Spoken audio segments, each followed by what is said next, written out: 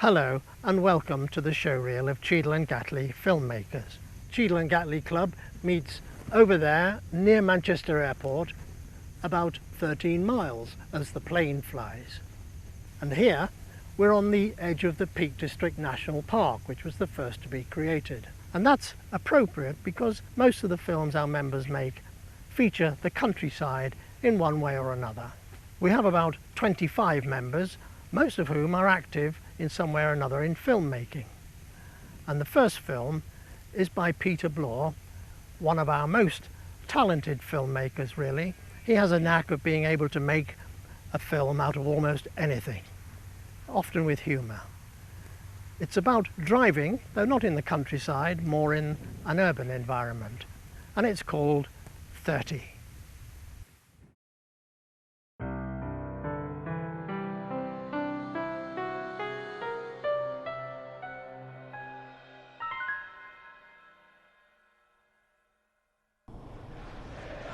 Style of football that the youngsters will be used to. It's a great ball to pick out Wayne Rooney, who's gone for the lob and didn't quite pull it off, but Mitchell's ball was excellent. Driving my car, listening to the football on my car radio, I was on my way doing those things Indoors had instructed me to do, and at the same time enjoying the moment as Manchester United were winning their game away, while City and Liverpool were both losing their home fixtures. A few days later, amongst the posts laying on the mat, was a letter bearing the insignia of the Cheshire Constabulary and addressed to me.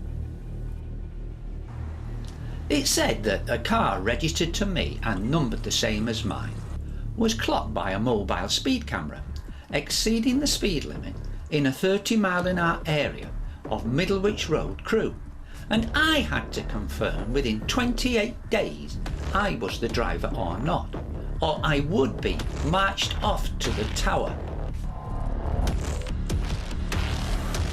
My reaction was absolute outrage and disbelief. I am a good driver. I always obeyed the speed limit. They have got the wrong number, and I wasn't even on that road at the time and day stated. I had jobs to do. So it wasn't me. They have made a mistake, it's unfair, and I am going to complain to the Chief Constable, the Prime Minister and the Queen. When I started to put pen to paper and to prove I wasn't on Middlewich Road at the time stated, in my mind I went through my movements on the date in question. It was then I realised it was possible, just possible, that I may have been on the road at the same time as the speeding person, who had a car and a number similar to mine. It certainly wasn't me. I never speed, and the road is rated at 50 miles an hour.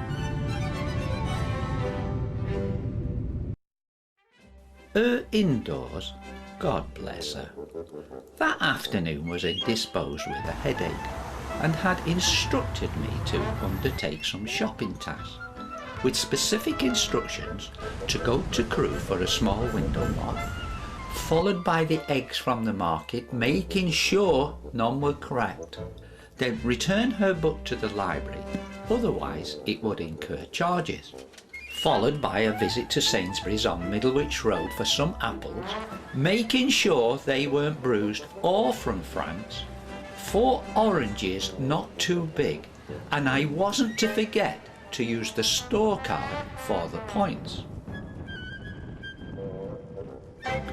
With that done, I set off down Middlewich Road on the way to our West Street Butchers, when the football results came on the radio, with the earth-shattering bad news that the Scousers were lucky to have won with an offside goal.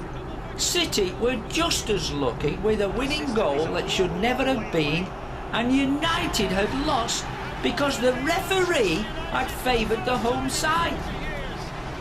That was upsetting and bad enough, but the time was 5 minutes past 5, the same time as when the speeding offence occurred, that I was being hounded for. But the road was rated at 50 miles an hour, and the statement said 39 miles an hour. So why was this issued to the unfortunate person and sent to me by mistake? So I thought before I wrote to the Chief Constable, the Prime Minister and the Queen, and to prevent a miscarriage of justice, I would go and check the road out. So yes, I was right. The road is 50 miles an hour with 4 roundels confirming that. But on a bend it changed to 30 miles per hour and not another sign in sight. But there were 4 50 miles an hour signs. That can't be right. That's entrapment. And whether it is or not, I have to confirm that I was driving the car or not on that road, date and time, or be marched to the tower. Well, it looks like it was me. But how did I, a good law-abiding driver who always obeys the speed limit, find myself grouped as a possible criminal and road hog? Well, it appears I missed the road sign completely, down to a loss of concentration, due to the upsetting football results, and that was the fault of those incompetent referees. So I sent off the confirmation saying I was the driver, and later I received another letter giving me the option of attending a driving course at the cost of £80, and if I passed it, there was no conviction or points, or accepting a fixed penalty of £100 and 3 points. But again, I had to reply within so many days, or the future wasn't looking too good. In the end, I received that many letters in the name of the Chief Constable. I was sure the next one would be a Christmas card, and as the choice was a no-brainer, I ended up in this hotel for the 4-hour course with another 20 speeding offenders. I went determined to complain that I was there due to entrapment, but that was kicked into touch. It turns out it's all down to lampposts. If you are travelling down a road with no speed indicators, but there are lampposts, then it's a maximum 30 miles an hour road. That's why on Middlewich Road there was only 130 sign, because there were lampposts down one side of the road. Now, being quick to spot an opening, I pointed out that Middlewich Road has lampposts down one side of the road and 4 50 signs. Yes, replied the instructor, that's because where it is deemed safe to travel on a road with lampposts at a faster speed, the maximum speed has to be indicated at equal distances. So there we are, and with an £80 hole in my holiday money, by my attendance I had passed the course and I left the hotel a newborn driver, without a ball and chain and points on my licence. And on the way home I reflected on the other things that had gone wrong on the afternoon I was clocked by the mobile camera. United lost. The small window one was too small, 2 of the eggs were broken, the book should have been renewed and not returned, 2 of the apples were bruised and from France, the oranges were too big and I forgot to use the store card. So to say the least, her indoors wasn't too chuffed. And ringing in my ears was the instructor's voice saying, "You should always drive at a safe speed, and that may be less than the speed indicated." And we all agree with that, don't we?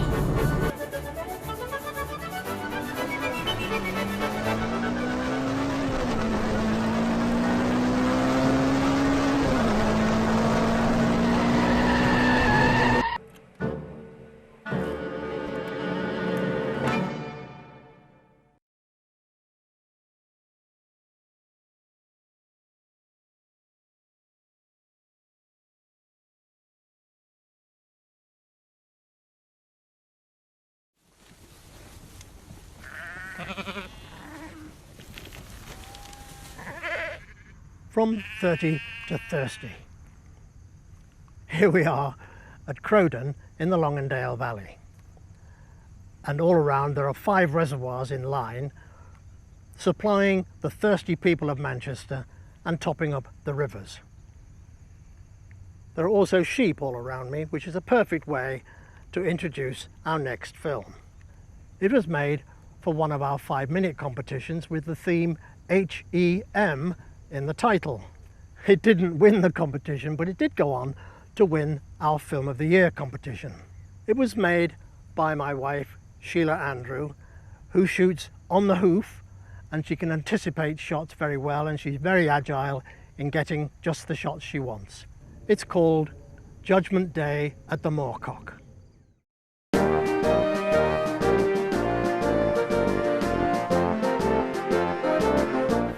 A sunny day in the Yorkshire Dales, and there is a lot of activity behind the trees.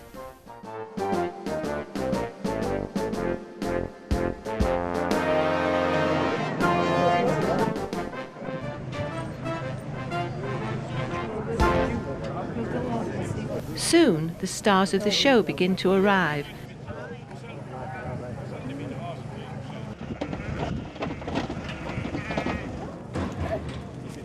And as they pile in from miles around, it is a day out for the whole family and a chance to catch up on the latest gossip.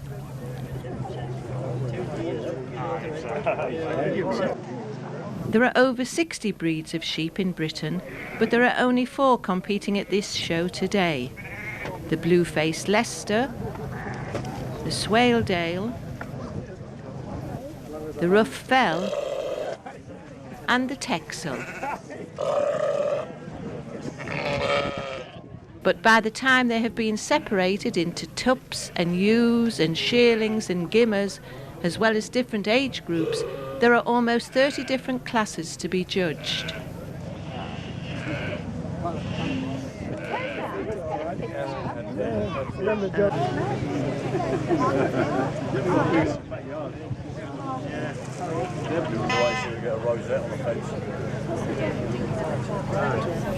After a final wash and brush up, there's just time to weigh up the opposition. Then we are ready for the judges. Or are we?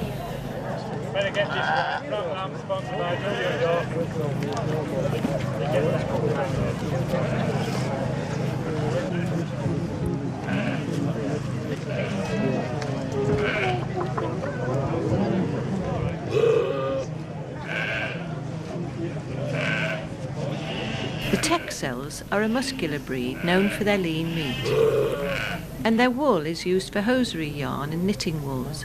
But you won't see many looking like this on the fells, as they've had a colour spray today to show them at their best.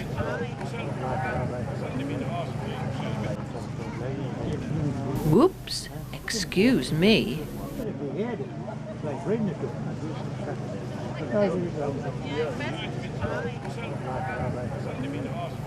Will these old stagers agree with the judges?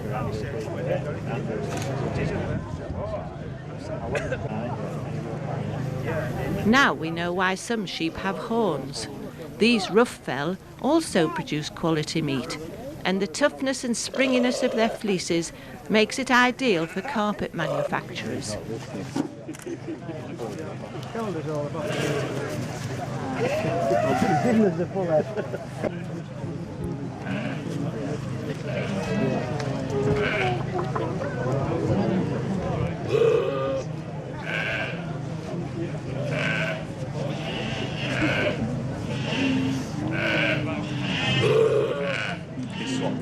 Swap over, that's easier said than done.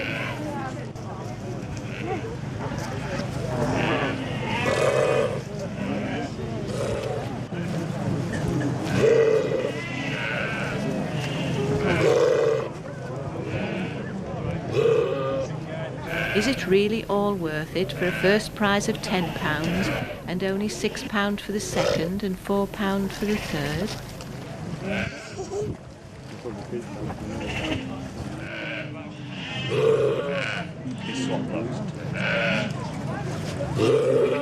Elsewhere, this young judge is having a nail-biting time, knowing all eyes are on him.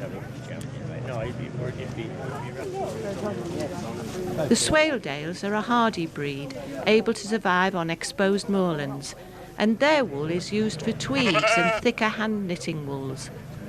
But this judging lark isn't very dignified.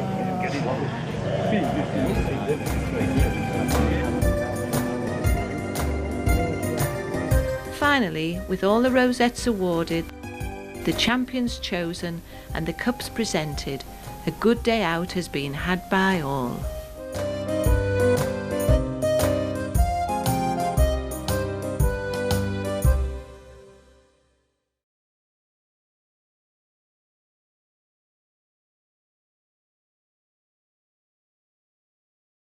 We're all getting older, of course, though we don't all like to admit it. And they say you can't teach an old dog new tricks. Well, most of our members are individuals making films in their own way. But sometimes our late member Val Ellis, who had been chairman of the IEC and president, tried to get us together in groups to make fiction films. And occasionally she succeeded. And she suggested for this next film that the theme should come from newspapers. And age is a significant factor in this story. What did I say?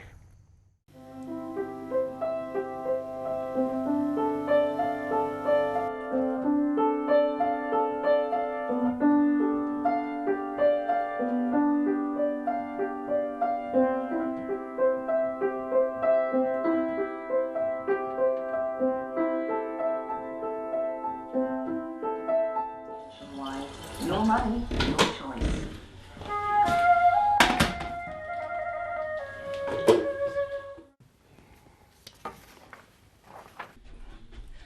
Bill, I've made a pot of tea. Would you like one? Yes, thank you, Alf. That'd be lovely. Thank you very much. Milk and no sugar, isn't it? Correct.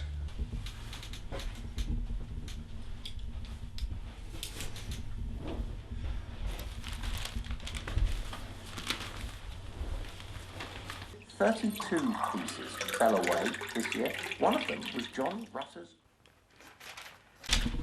There you are. Oh, thank you, Bill. Take a seat and listen to this. It says here, don't drink too much tea. The caffeine is bad for you. Oh, I didn't know that.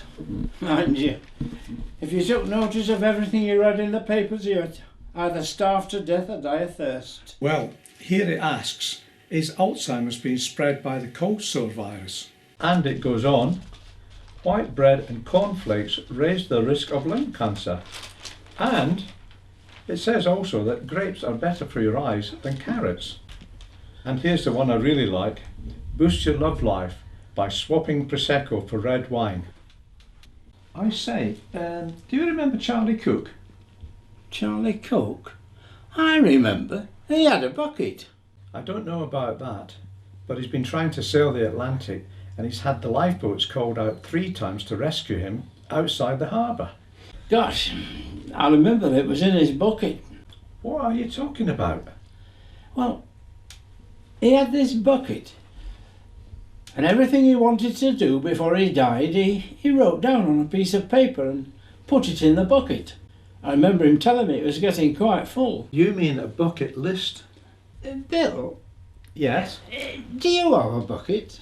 No, I do not. If I did have a bucket list, Machu Picchu would be right at the top of it. Machu Picchu? What's that? It's an ancient ruin high up in the Andes Mountains in South America. It was built by the Incas. I didn't know the Irish were there. What on earth are you talking about? The Irish tinkers. They live in caravans and move about from place to place. I didn't say tinkers, I said Incas. Oh, sorry. Hello, you two. Are you coming along to the lounge? Annie's afternoon tea party's about to start, and we've got buttered crumpets as a treat. I don't eat butter. Why is that? It killed my father. My mother would never have it in the house after that. I've never heard of butter killing anyone. He was a docker. crate of it fell on his head when they were unloading. That's it. I've had enough. I'm going to see if I can get a glass of red wine. Oh, what did I say?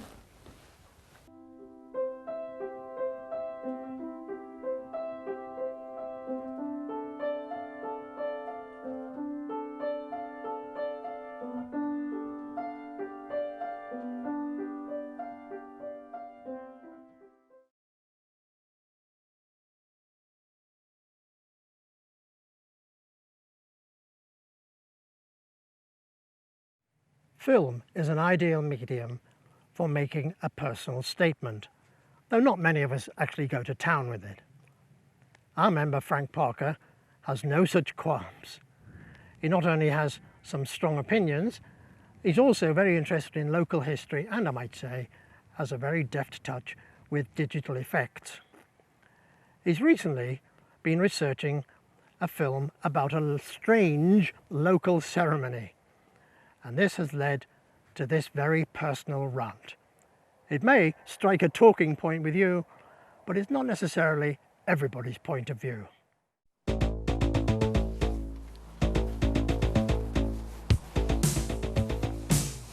Do you ever worry about what's going to happen to your old footage when you're not here anymore? Well, I've been thinking about that because of what I've got to do today. I'm off to Manchester by train.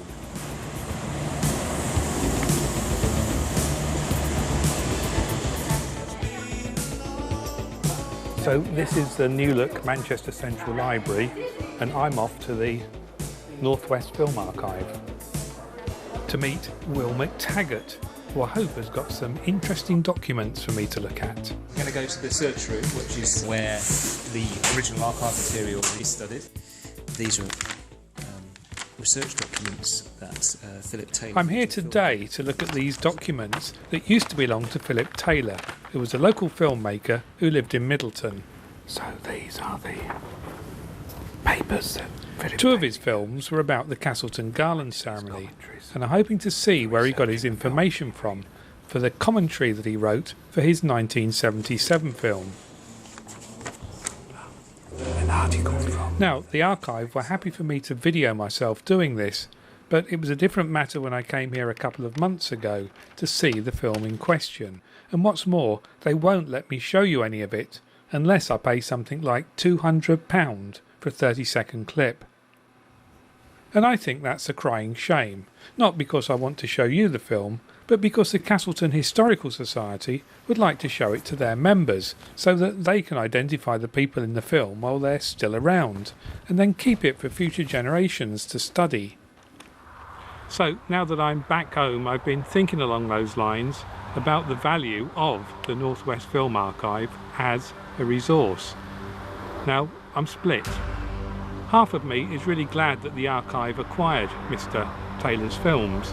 I mean, they're so valuable and it's important and it's good that they've been preserved. But there's the other half of me that thinks that it's no good preserving things if they're going to be locked away and not readily available to be seen by the people who ought to be seeing them. I mean, these films were deposited in 1997. It's now 18 years later. As far as I know, nobody's been able to see them in the meantime because I had to pay some money to have them digitised so that they could be viewed by a member of the public. So, with my amateur filmmaker's hat on, what's the answer? And more importantly, what do you think? For example, what about YouTube or Vimeo? I mean, putting audio videos onto sites like those is an alternative way of archiving them.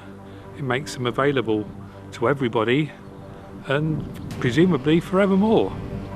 Would that be a better way of preserving your valuable material rather than donating it to the Northwest Film Archive? What do you think?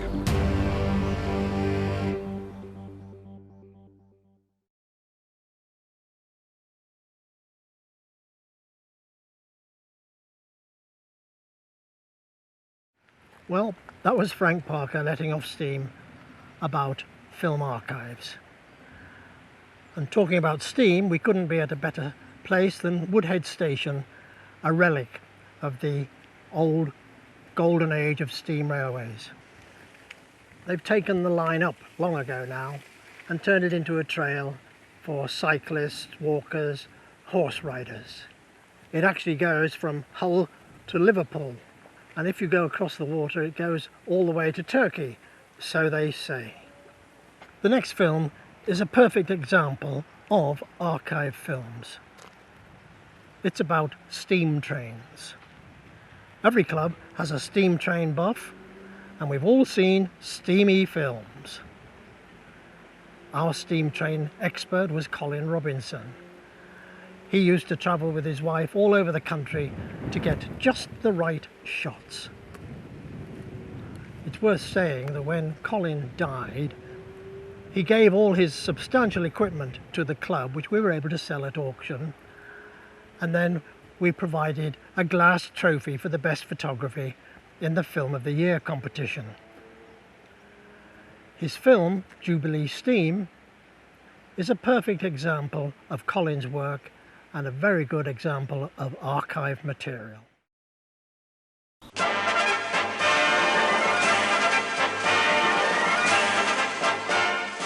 On a summer's day in 1934, a new class of engine, later christened the Jubilees, made their debut on the LMS. They became popular with enthusiasts and enginemen alike, and some were still in use when steam came to an end on Britain's railways over a generation later. The London, Midland and Scottish Railway Company had been formed with the grouping together of 7 independent railway companies on the 1st of January 1923. Between them, they provided services to the western half of England and Scotland. The LMS inherited a disparate collection of locomotives, many of which had been designed for specific routes. Drastic rationalisation was needed, and although many changes were made, it was not until the arrival of William Arthur Stanier as the new Chief Mechanical Engineer in 1932 that significant progress was achieved. At the age of 56, Stanier had been headhunted from a well-established career on the Great Western Railway, then at the forefront of steam engine development and a strong advocate of standardisation. He was given the task of introducing the new range of locomotives and, just as importantly, of bringing together the design teams from the major pre-grouping companies with their widely differing views on locomotive development. Under his leadership, the modern and efficient engines spread throughout the LMS system, and many were still in use when steam came to an end over 30 years later. King George V's 25 years as monarch brought celebrations throughout the nation in 1935, and the railway marked the occasion with the name conferred on one of Stanier's new engines. As a result, the class became known as the Jubilees, and altogether 191 of them were built. No fewer than 86 of them were named after the colonies and provinces that formed the British Empire, while the remainder were given names to commemorate great naval commanders and their battleships.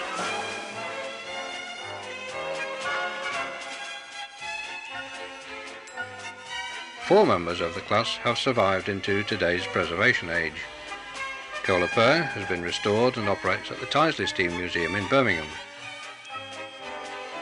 Leander was rescued from a scrapyard in Barry in South Wales and needed a very expensive overhaul before she could be used again.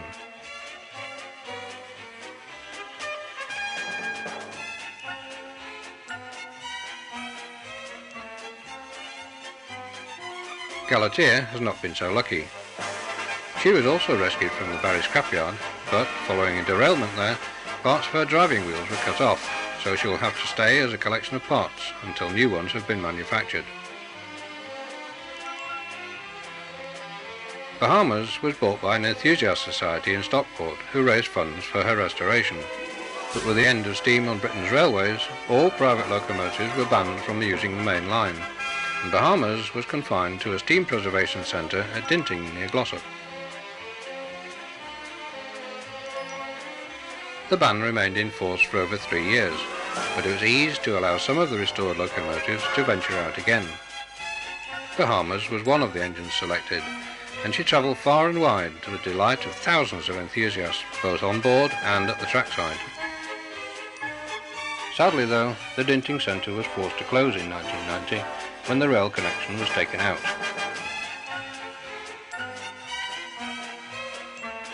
All of the locomotives, the workshop equipment and the growing collection of memorabilia had to be moved. Eventually, most found a new home at Ingrove on the preserved Keighley and Worth Valley Railway. Here, the former goods warehouse has been converted to become a museum and workshop where locomotives can be displayed and restored to active service.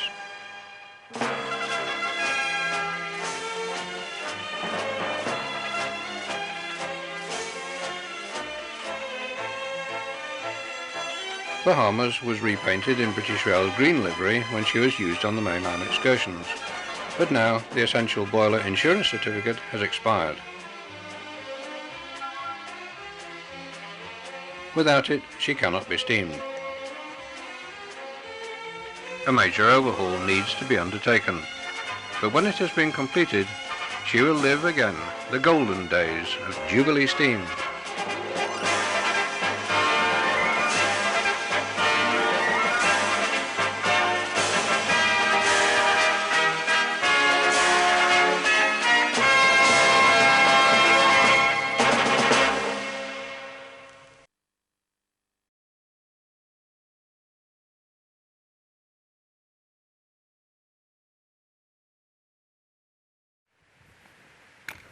The Glass Trophy for Best Photography was recently won by another of our most prolific and talented members, Phil Guy.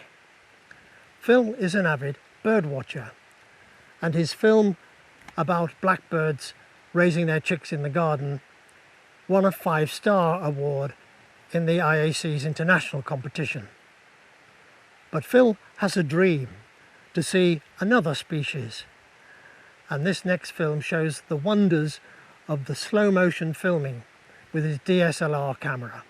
It's called Red Kites.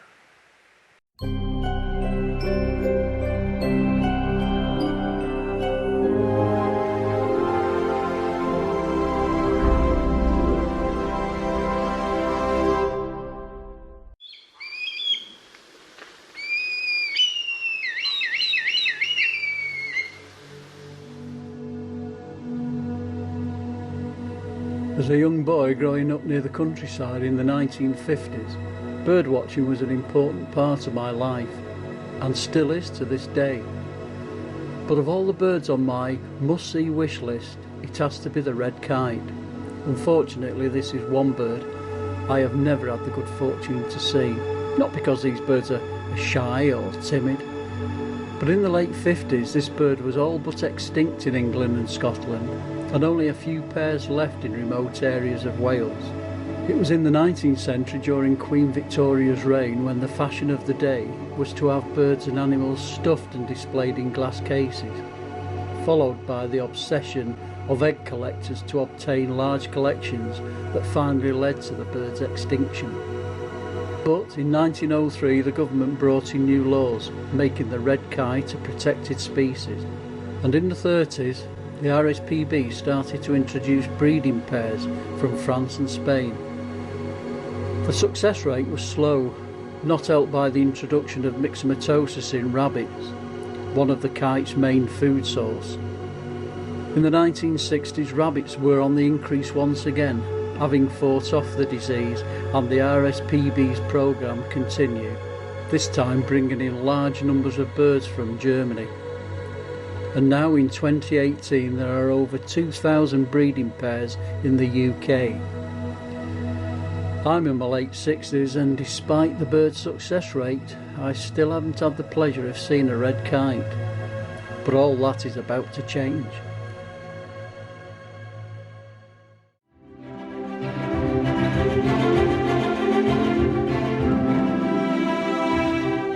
It's late April 2018. Me, Annette, my wife, sister Sue and her partner Bob are in the Highlands of Scotland to do some sightseeing.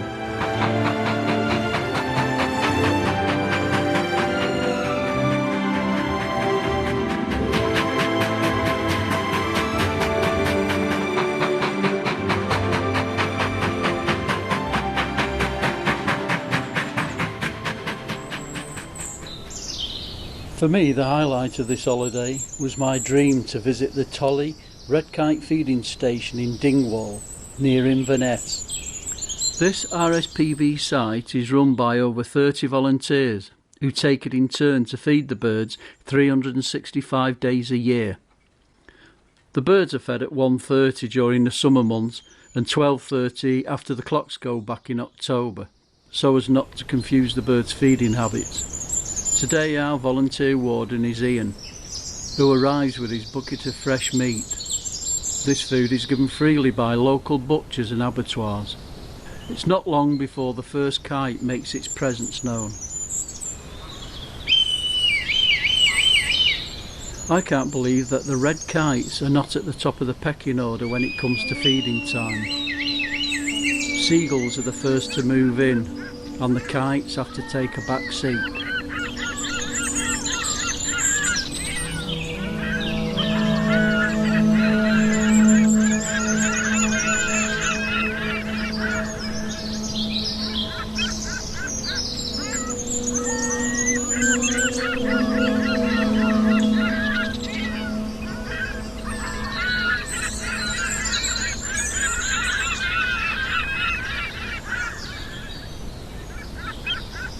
After a feeding frenzy, the gulls take their leave, and now it's the kite's turn, but only after Ian loads up the table with food once more.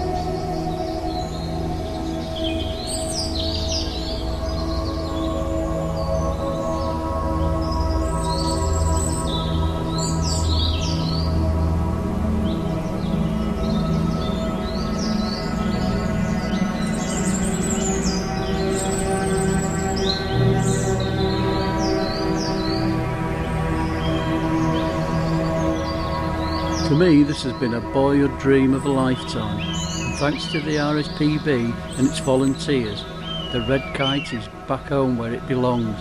Now we can all admire this bird's beauty and acrobatic skills for many, many years to come.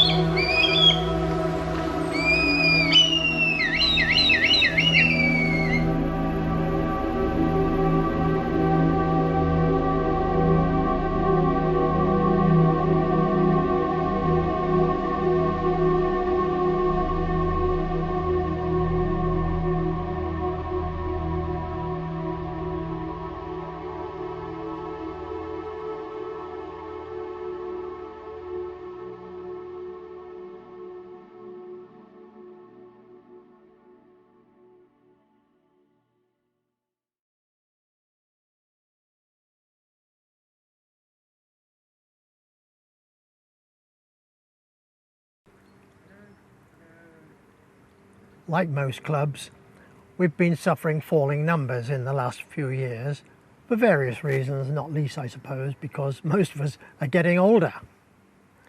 But we still cover a good range of standards and genres of filmmaking, from the recent winner of our novices competition made by two sisters with obvious enthusiasm all their own. Alice lent me them. No, not the antlers, this here. Oh, where's that come from? Oh, I must have brushed against a bush before and just got caught in the curls. Plastic. To a good range of well-researched holiday films. Stunning views of Old Father Thames. Without doubt, this majestic building is one of the capital's most striking and fascinating landmarks. Long may it prosper.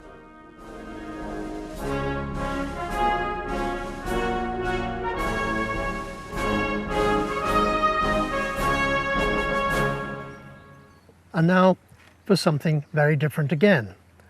It's made by Richard Scarisbrooke, another very forward-looking and prolific filmmaker. This film won 5 stars in the 2019 IAC International Competition. It's called Souls.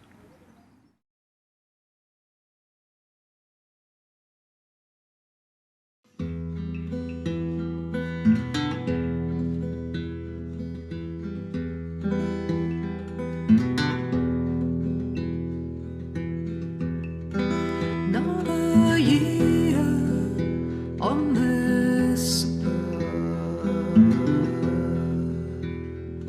Thank you, thank you, thank you.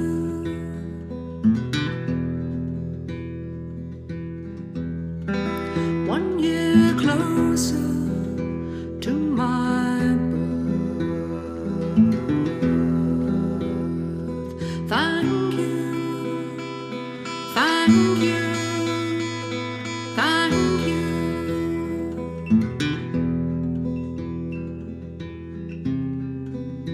Here we are revolving, but where are we?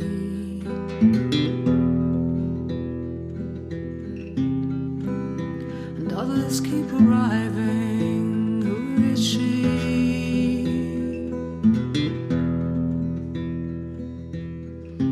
Times are changing fast, they sometimes do.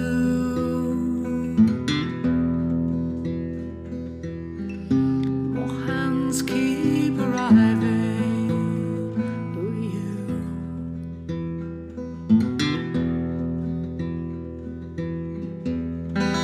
Questions pour down from the sky. Do they, do they, do they?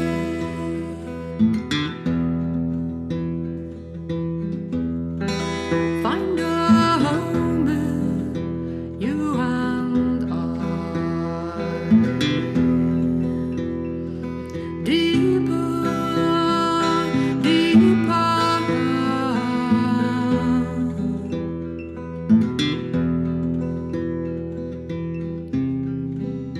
Here we are revolving, but where are we?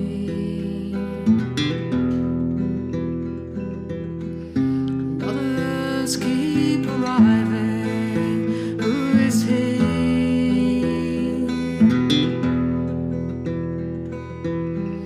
Times are changing fast, they sometimes do.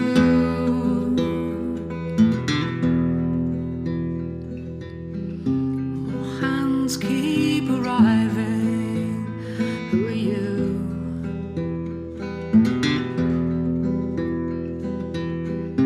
More hands keep arriving. Who are you?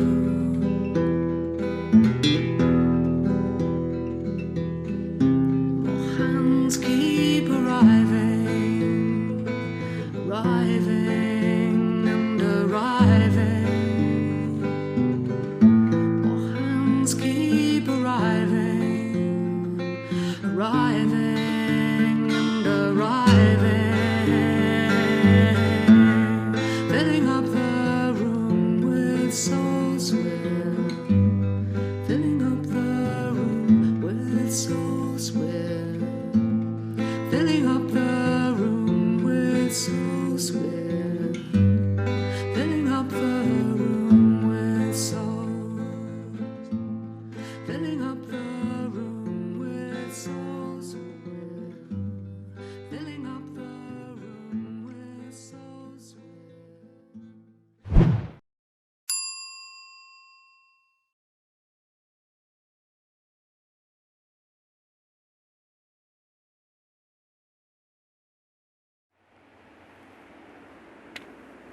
Well, it looks like we've missed the last train from Woodhead Station. All we can do now is show the last film for this half. And after that, I hope you enjoy your break. There's no buffet here, so I'm going to have to get somewhere less remote.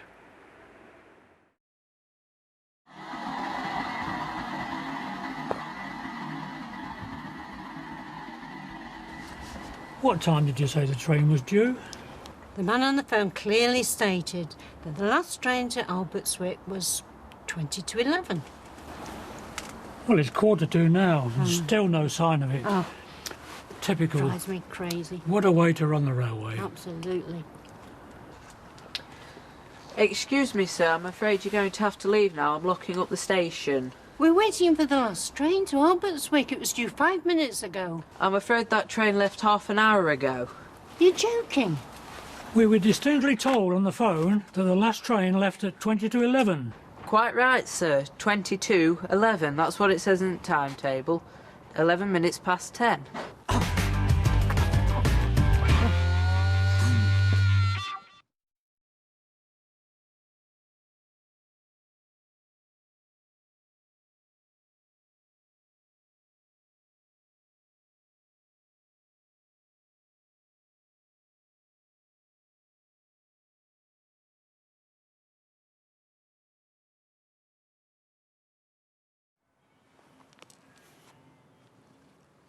Now we come to the film of the Castleton Garland ceremony, which was referred to by Frank Parker in his opinion piece about film archives.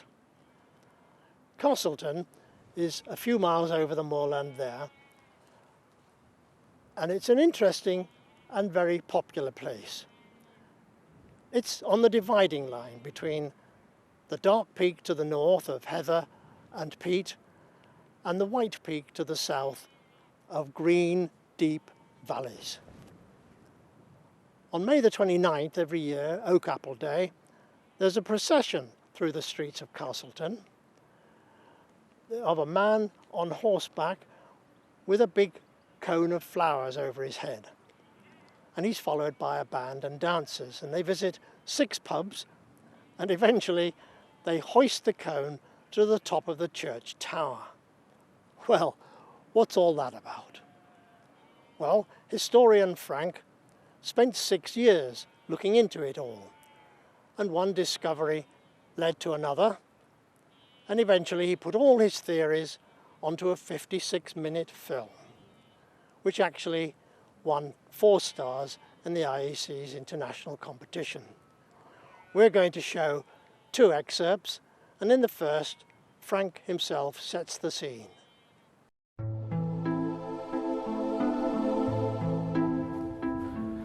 Well, I'm setting out on a journey, and you'd be most welcome to come along. As you can see, I'm in an area that's as famous for its dark caverns as it is for its breathtaking hilltops. But the journey that I'm setting out on is through the equally dark and breathtaking legends, facts and myths that surround the ancient Castleton Garland ceremony, in which a man wearing a bell-shaped floral garland rides round the village every May the 29th. He visits all 6 pubs, and after the last one, the garland is taken from him and placed on the top of the church tower. Nowadays, of course, no one can remember how, why or when the custom began, but its origins are becoming clearer thanks to a resurgence of interest in folk traditions and calendar customs. And in these academic realms, we'll encounter an 18th century Jack, who became a 17th century king with a coat of many flowers, a long-lost dance, and a Celtic head, bell ringers, school teachers, and an innkeeper's daughter-in-law, as we reveal the forgotten history of a unique calendar custom, and fill in the gaps in what is a truly fascinating story. So that gives you a flavour of Frank's magnum opus, his big project. He was able to research the survival of the ceremony through the 19th and 20th centuries from written documents, but its early origins are not documented. How do any of these village ceremonies start? Well, with fellow member Phil Guy and his drone, Frank went to see another local ceremony which he knew was fairly recent. And would that give any clues at all as to what happened back in Castleton in the late 18th century? In many ways, George III's reign was the dawn of modern Britain. After those dark days of Jacobite rebellion, the Hanoverians were at their peak, and step by step, things were getting brighter. Although, of course, life was still an uphill struggle for most of us. Well, this is Eccles Pike. It's a hill just above Chapel in the Frith, which is just down the road from Castleton, where, of course, the garland ceremony takes place. Now, I came here very early on May Day morning to see what I believed was an equally ancient traditional ceremony.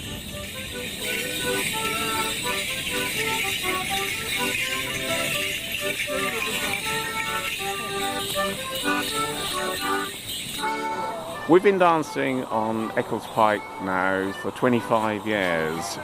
Morris dancers across the country have been doing it for hundreds of years, welcoming in the summer. Our first year was in 1993, when I suggested, having danced with other clubs around the country on the 1st of May, that we came to Eccles Pike and danced to welcome in the sun and the summer. It's a traditional thing to do. It's been done for hundreds of years around the country, and as far as we know, it's going to continue on.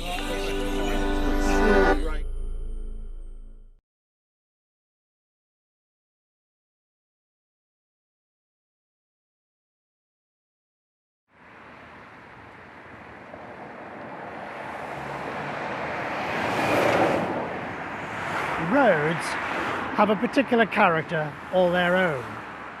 Some lead to chaos, traffic jams and frustration. This is a very busy road despite its beauty. It goes up over the Woodhead Pass between Manchester and Sheffield and then to the M1. Other roads have a very different character. We said earlier that film is an ideal medium for a personal view, and the next film is just that. It's a personal view about holidays for my wife Sheila and myself. It's called Road to Paradise.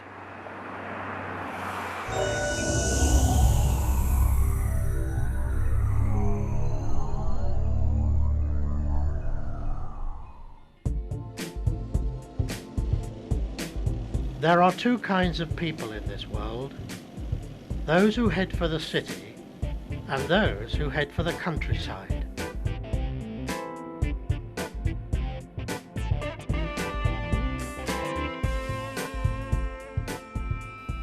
Put me in any urban area, no matter how striking, and I'm constantly looking for the greenery. Not just official parks and gardens, but anything that reminds me of the country. I can appreciate the beauty of a city, I really can.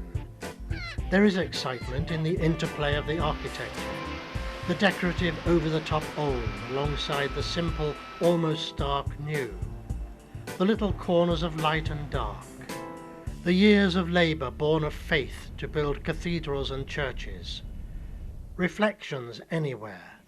Yes, I do appreciate it, but it's not deep in my heart. I'm really wanting to move on, not to the museum or cathedral, but out of the city altogether. Out through the suburbs, beyond the last homes, and up into the hills.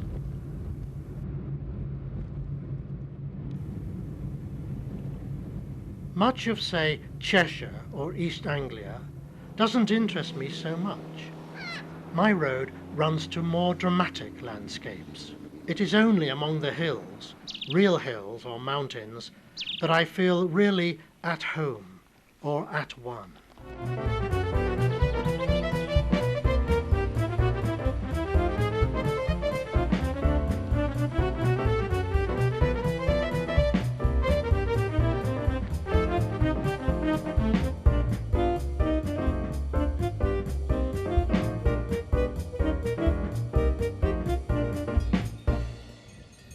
My ideal road would have a vast meadow alongside it, almost as far as the eye can see.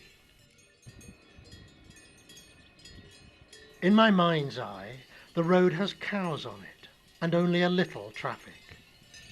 And the cows have right of way.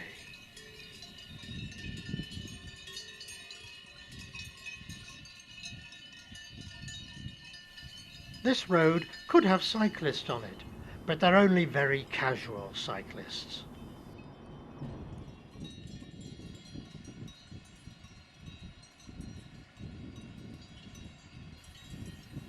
There is a blue sky above and sunshine all around, the very essence of life itself. Who could not feel alive on days like this and in a place like this? And more than likely, there will be a stream alongside my road. Not a feeble gurgle of a stream, but a rushing water-filled cataract.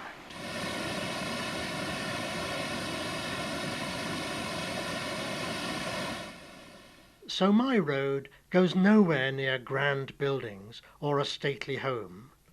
It reaches right into the heart of high mountain ranges. And so, in turn, it will lead to a footpath. And it's the footpath where I prefer to be most of all.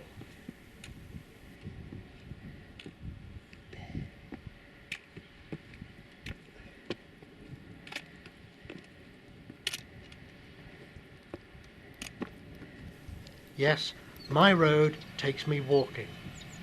And the absolute ideal road taking me to paradise, nirvana, call it what you will, is in Austria.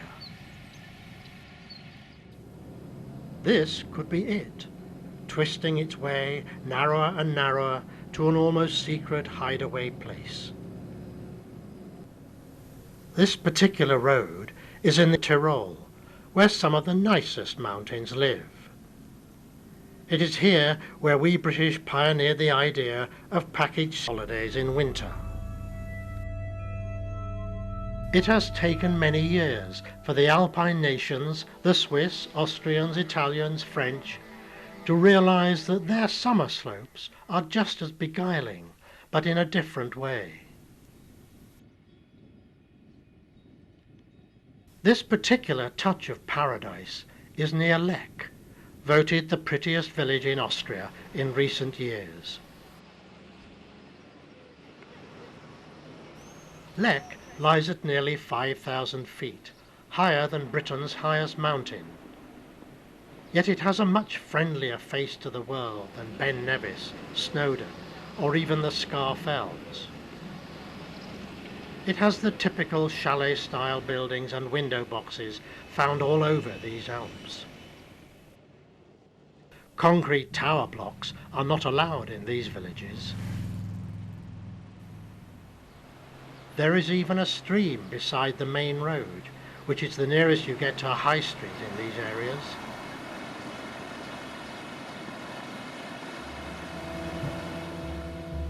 Along the road in Lech and in nearby villages are the usual cable cars and chairlifts.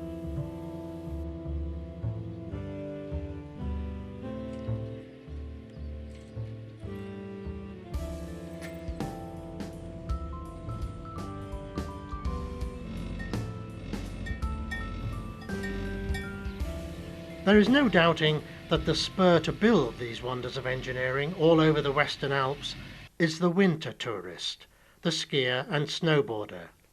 But now they are just as likely to open up vast networks of high-level summer footpaths. These cleverly engineered tracks are often surprisingly unhilly, weaving between the mountains rather than over them. It is as if, up here, at around 7,000 and 8,000 feet, the world begins again, starting from scratch, but in the clearest of air and among the most inspiring landscapes.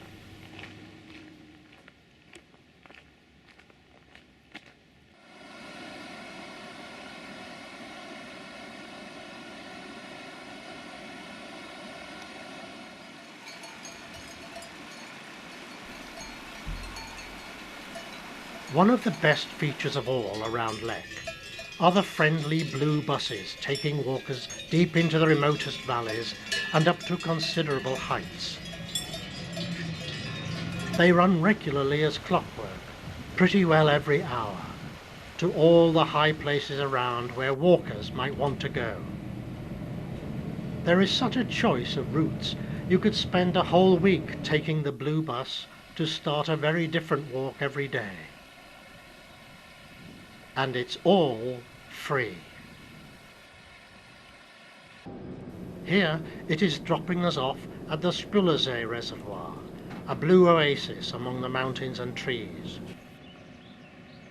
From here we will climb up over a rocky bluff, then gently down 1,500 feet over several miles.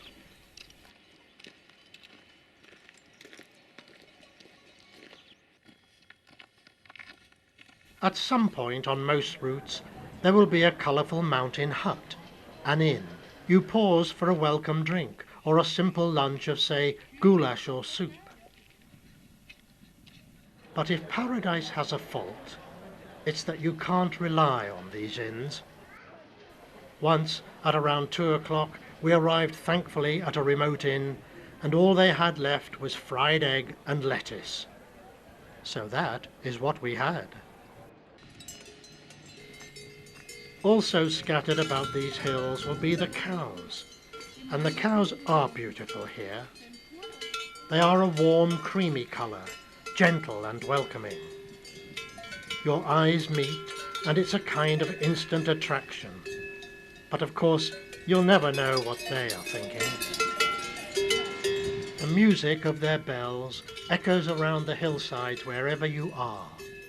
A distant tinkle or a tuneful melody right in your ear. Or is this the singing of angels?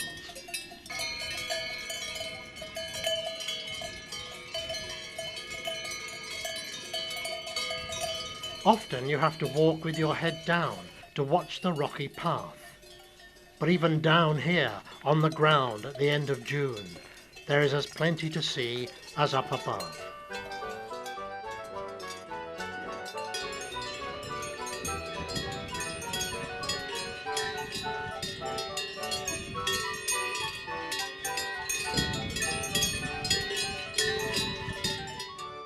And wherever you land up, the friendly blue bus will be waiting to carry you back to your nightly base.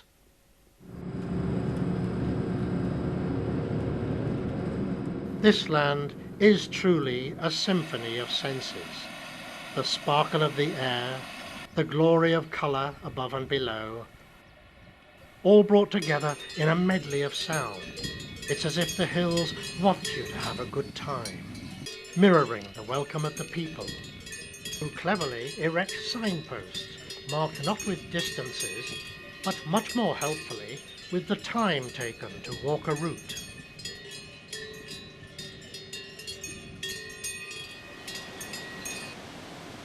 I first came to Austria when I was 16 with my parents. We have been back many times since, and maybe my paradise is really the sum of my memories of them all. Certainly, I know my paradise is short-lived.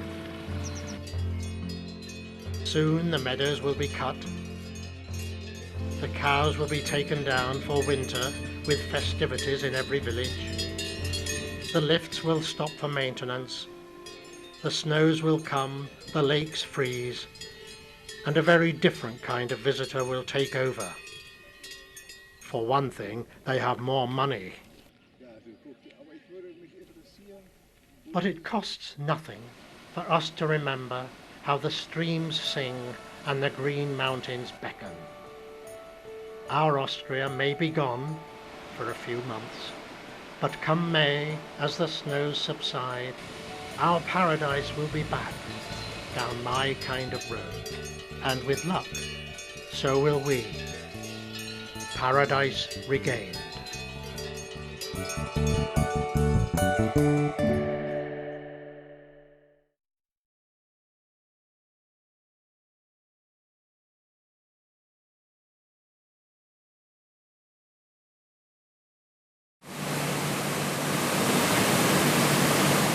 Most of us, when we're out in the country, are drawn to water of some kind. A babbling brook, a waterfall, a lake or reservoir. It's the same for all of us. We have some kind of affinity with water. And it's certainly the same for our member, Frank Swift. Over the last few years, Frank has developed a nice, easy style in presenting to the camera.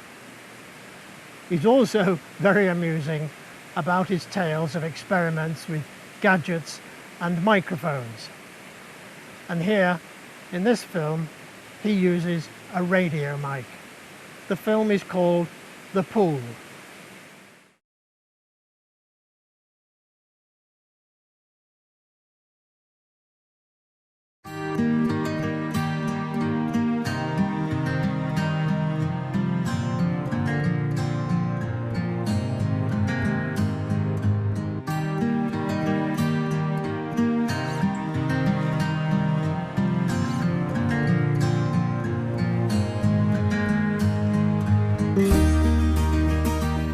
No, I haven't been here overnight. We've had a bit of overnight snow, so I've returned the following day and had a look at the place once more. I see the pool is frozen over and it looks rather nice. It's always enjoyable to come along here. No cars, no diesel fumes, just a nice pleasant location. One of my favourite spots when I feel like it's just having an hour or two to myself. So, how did this place come about? I aim to find out. As kids, we used to visit this place. In fact, part of our PE lesson involved a run around the pool, watched by our teacher Jim Busby. He'd shout orders to us kids while he stood and looked on. The pool is fed and discharged into an adjoining brook. It covers about 2.5 acres and has a nice mix of ornamental and native trees and is home to a variety of wildlife.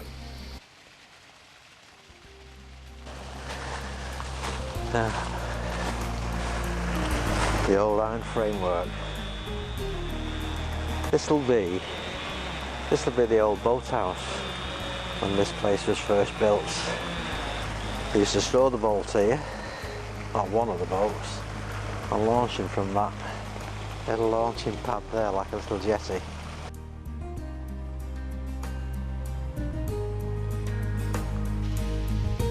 Old or dangerous trees are dealt with from time to time so that we can stroll along the paths without fear of them landing on top of us. Today I'm off to meet friends of the pool. Hopefully they'll be able to throw a little bit of light on the subject. Hello there. Morning. I believe you're the chap I need to see. Well, it was constructed, I think it was about 1900s, 1910, something like that. And it was just a flat meadow them days. You wouldn't think it today, would you? A beautiful pool like this, fantastic. Was it local authority land? No, it wasn't in actual fact. It belonged to Lord, it was on the Lord Stamford estate.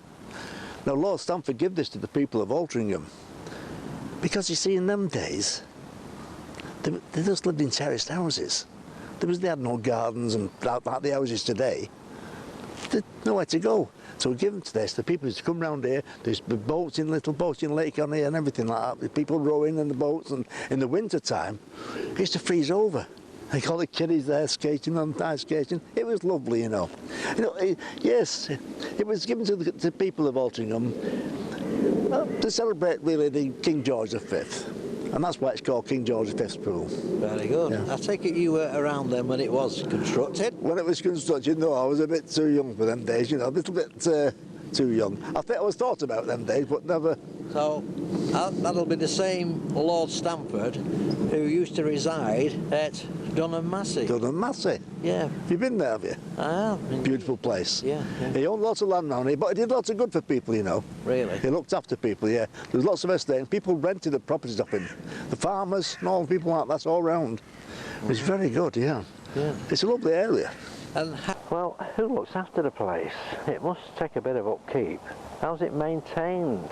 Well, the people from Altrincham, when it was given to the people of Altrincham, they said, look after it, maintain it. Just to come round here and just cut the trees down, make it sure it's nice, but the path's all right for everybody. It was a lovely place to come and enjoy. That's what it was all about, to enjoy life. And I think that's what they do. That's why I'm sat here today, enjoying my life today. I've got no butties with me today, though. Yeah, they're a bit too nippy to be sitting around for too long. Well, I won't sit too. It is a bit chilly here. Well, but, thank you. And your name is? Eric Flowers. I thought it was Mr. Flowers. Did you? Thank you very much, Mr. And your name is? My name is Frank Swift. Frank Swift. Yes.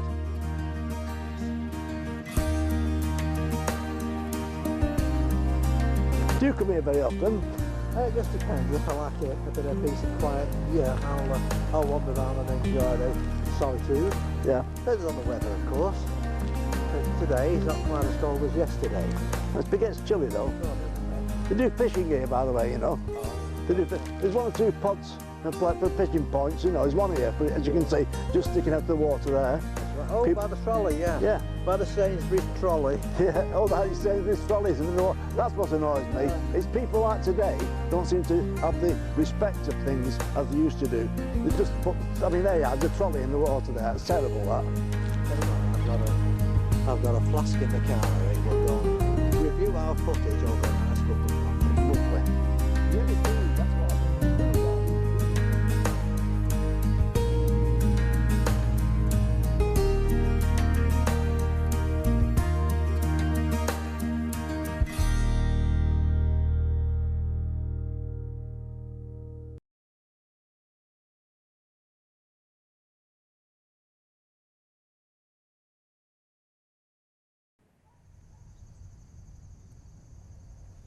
In this part of the Peak District, there are many awkward folds in the hills, difficult ups and downs, which makes it very tricky for the first 2 days of anybody starting off on the 270-mile Pennine Way. Richard Scarsbrook, our member, whose film Souls you saw in the first half, is a great trekker and diver. And with another group of people, he travels worldwide looking for adventure. In this film, he found it in the Himalayas, the Hidden Valley. They call it Shangri-La, the nearest thing to heaven on earth. For years, the very phrase Shangri-La has conjured up images of a perfect land. This Shangri-La is deep in the heart of Nepal, hidden by mountains rarely visited. It's the Limi Valley, and it's in Humla, the poorest region of Nepal. Many days' walk from the nearest roadhead, and cut off from the outside world by snow for half the year. But what's it really like, and can it last? 4 of us set out to find it: Anne, Debbie, Phil and me. We like to go to the wild places, where few other tourists go. There's no infrastructure for trekkers, so we will have to camp and carry all our food and equipment. We hire a team of porters to help us, led by Pima, the local guide, Pemba Sherpa and Barrett from the trekking company in Kathmandu. We start with a long drive in a minibus. Google Maps even offers alternative routes, just like at home. What could possibly go wrong? The first 155 kilometres takes 8 hours. Traffic horrendous and the roads unbelievably bad.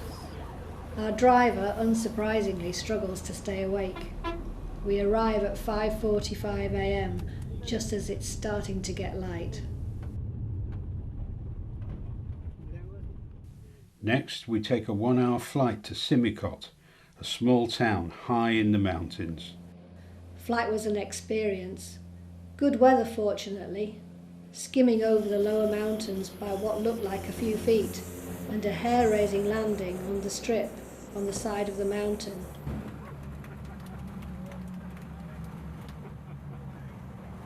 We've arrived safely, but unfortunately our cargo of camping equipment and supplies didn't get loaded onto the plane.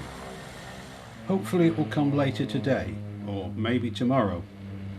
Then we'll start our trek. It will take us 6 or 7 days to walk to the Chinese border, then another 2 to the Limmey Valley. We'll spend a few days in the valley and then return via a circular route over a high pass. Stranded in Simicot by weather which prevents the plane getting in with our tents and supplies. Intermittent downpours, snow just above us, cold wherever you go. Best way to keep warm is getting out walking. Bright blue sky and stunning snow scene outside. Then engines and plane appeared miraculously on the runway.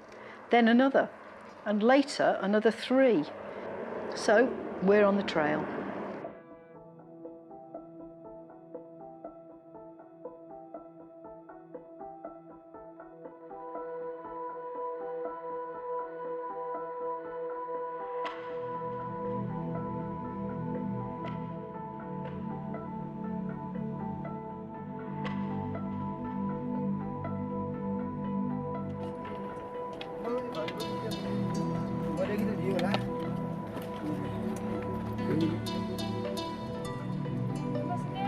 Namaste.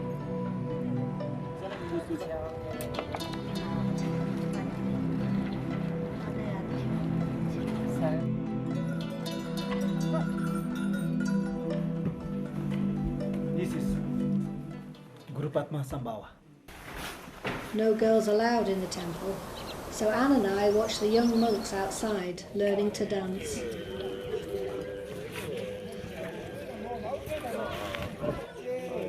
Religion is deeply embedded within the life and landscape of Nepal. Even in the capital, Kathmandu, you can sense the religious influence more than anywhere else I've been. But it gets stronger and stronger as you venture into the mountains. Buddhism has been the main tradition here for 2,000 years. Around Simicot, it's mixed with Hindu and shamanism. People believe that the shaman is possessed by a spirit and then acts as a spokesperson for the spirit. Festivals like this are important community events.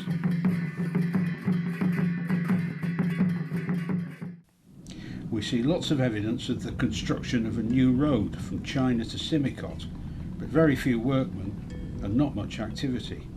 It does feel like this unspoilt wilderness will soon be overrun with jeeps, buses and trucks, and of course people. We follow a herd of yaks along a dusty road and arrive in Yarrie to have our tents pitched on a dusty roof.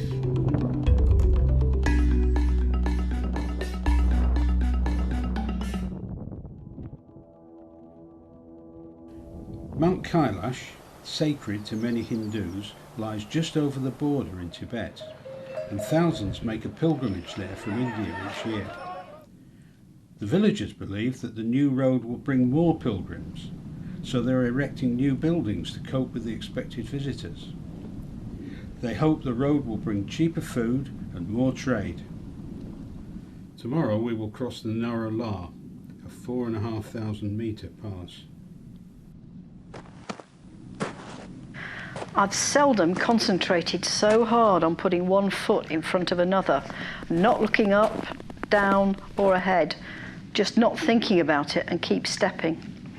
Then when we got out of the snow, the descent took us down a steep, slithery, scree mud slope for what seemed like an age. The ascent was lung-bursting, but the descent was worse. So after 7.5 hours of some of the toughest walking I've ever done, we arrive at Hilsa. Not as you might think a busy little border trading post, but a dump of a ghost town. Not the relatively easy day we were expecting. Up an unmade road for about an hour. The rest of today's walk was supposed to be pretty flat and 5 hours. After 4.5 hours of quite a lot of up and down, we realise we are nowhere near our campsite. Eventually we spy the porters ahead of us, way up the cliff. Tough beyond toughness. Stunning walk and scenery, but we're all too knackered to appreciate it. Amazing day. Pity I was ill.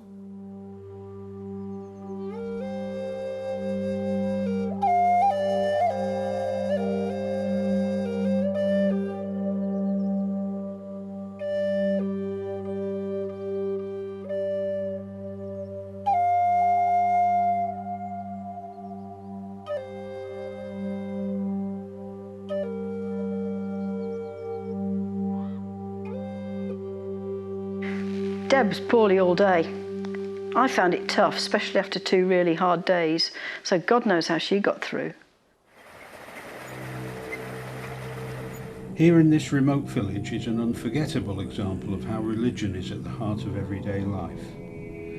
This old temple is 800 years old, and ancient Buddhist traditions are still an important part of daily life here.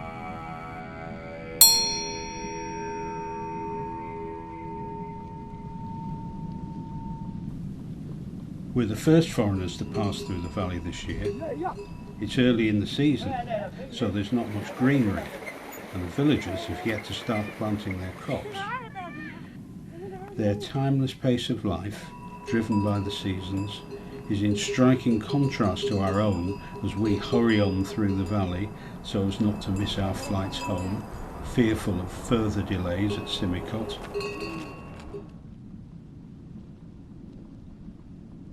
After our trek, we have some spare days before leaving Nepal. We travel to the lakeside city of Pokhara in the popular with trekkers Annapurna region. April is normally the height of the trekking season, but Pokhara is surprisingly quiet.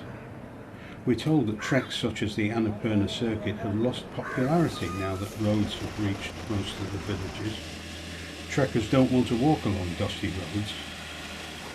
Rural roads in Nepal are always subject to blockages. They bring pollution and noise, but they also bring cheaper goods and better access to markets.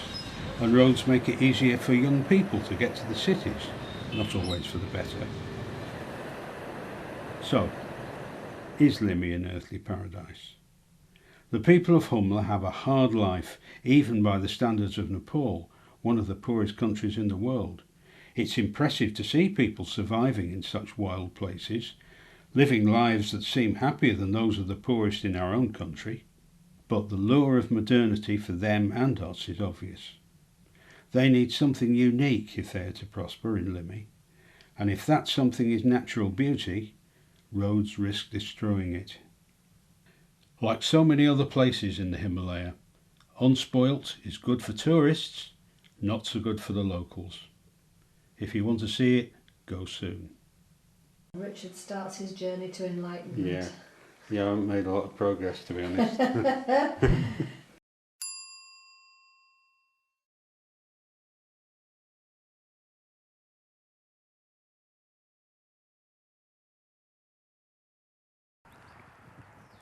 We're going to finish our showreel, as we began, with a film by Peter Blore. It was made for our short film competition, and for this short film competition we usually have a theme of letters in the title, and this year the letters were VAL, in tribute to our member Val Ellis, who died at the beginning of the year. Peter can make a film out of almost anything, as we said earlier, but a judge commenting on the ending said, "I'm amazed he's still alive." You'll see what I mean. It's called Valise.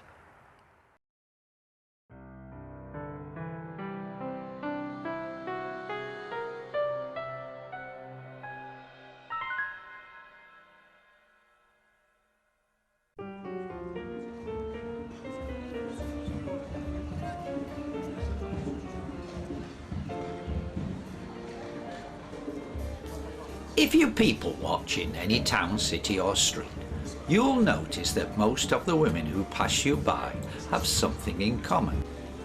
Yes, I know they are all beautiful, but that's not it. No, it's not that most of them are doing the talking, and no, it's not them complaining and not listening.